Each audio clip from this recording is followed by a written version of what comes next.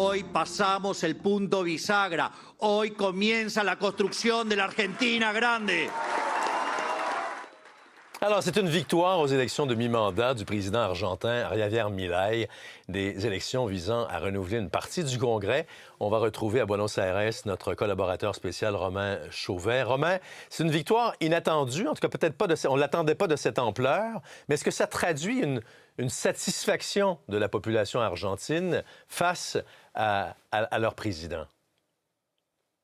Oui, et vous avez raison de le dire, Christian, une victoire inattendue parce que les sondages n'étaient pas bons pour M. Milei. Sa cote de popularité était en forte baisse depuis plusieurs mois après qu'il ait fait notamment la promotion d'une campagne de crypto-monnaie qui s'est avérée une fraude, un scandale de corruption qui a touché également sa sœur. Vous vous rappelez, lorsqu'il a fait campagne il y a 2 ans avec cette tronçonneuse à la main, c'était contre la corruption, contre les élites. Alors disons que son image a quand même été entachée au cours des derniers mois.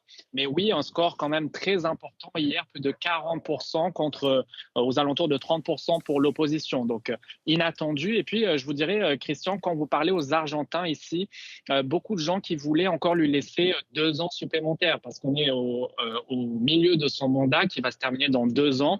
Donc on beaucoup d'Argentins qui me disaient, écoutez, on veut lui laisser la totalité de son mandat avant de pouvoir juger toutes ces réformes et tous les impacts économiques sur notre vie. Alors je dirais que c'est un petit peu le sentiment ici en Argentine aujourd'hui. Bon, un des graves problèmes économiques de l'Argentine, c'était l'inflation. Il a réussi à ramener l'inflation de 200 quelques pourcents à 32%, je pense. Mais en contrepartie, il y a du chômage, l'électricité, les transports en commun demeurent très chers. Oui, et il y a beaucoup d'Argentins qui peinent toujours à joindre les deux bouts. La consommation est en baisse. On estime que ce sont un peu plus de 200 000 emplois qui ont été supprimés depuis que M. Milei est arrivé au pouvoir, ici à la fois dans le secteur public, dans le secteur privé. Vous savez qu'il a fait des coupes budgétaires très importantes.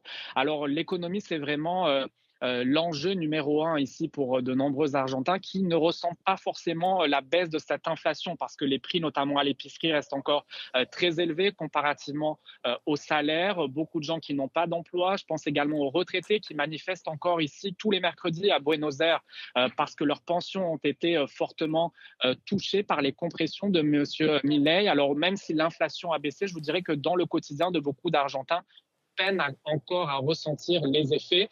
Mais du côté plus macroéconomique, en tout cas le peso argentin, la bourse aujourd'hui se sont portés évidemment très bien après la victoire de M. Milei parce que c'était une victoire, comme on disait, assez inattendue ici.